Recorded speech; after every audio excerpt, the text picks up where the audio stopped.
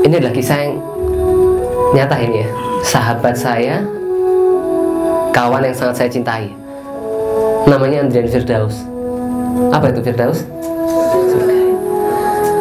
Beliau aktivis dakwah di Fakultas Kedokteran, juga aktif di lembaga pers. Mungkin karena Allah sudah tidak sabar lagi berjumpa dengan hamba yang cintai ini, 29 Januari 2011 beliau meninggal dunia karena terlindas truk kontainer. Waktu saya kabarkan kepada teman-teman, ini Andrian yang suara tilawahnya itu bagus kah? Gamal, ini Andrian yang sering azan di musola itu kah?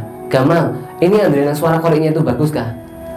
Kawan saya Andrian ini dikenang dengan kepandaiannya melantunkan ayat suci Al-Quran dan hobinya mengumandangkan azan.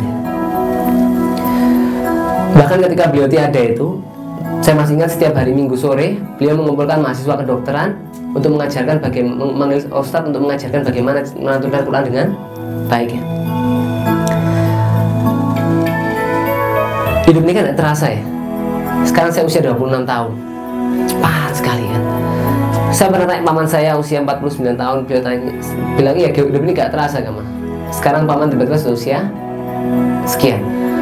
Kalau kamu punya kakek usia 70-80 tahun, tanyakan, pasti kakek nenek akan bilang hidup tidak terasa. Tiba-tiba kakek nenek sudah usia 70-80 tahun. Seperti itulah kehidupan, berlalu begitu cepat. Kepintaran, kekayaan ya, popularitas, pengaruh, ketenaran, apa saja itu semua yang disombongkan, semua akan kita tinggalkan.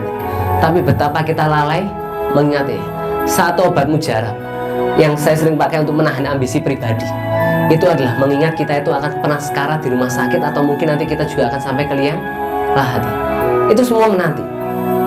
Saya bersyukur jadi dokter ya, karena sering berada pada situasi di mana orang kritis dan dekat dengan kondisi kematian, sehingga itu menjadi pengingat yang luar biasa bagi saya.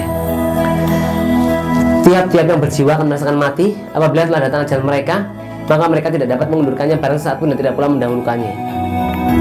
Tapi waktu melakukan kebaikan, kadang dibilang sok pinter, sok alim, ya, sok baik, sok profesional, sok pahlawan, sok hebat. Kalau guru saya pernah bilang itu adalah gelar-gelar kehormatan di akhir zaman. Karena surga itu dikelilingi oleh hal-hal yang tidak disukai manusia, tapi neraka itu dikelilingi oleh hal-hal yang disukai manusia. Kalau mau masuk dalam surga, kita diminta bangun jam 3 pagi ya. Yang lain masih tidur, sebagian masih berlimpah maksiat, yang lain masih santai-santai ya.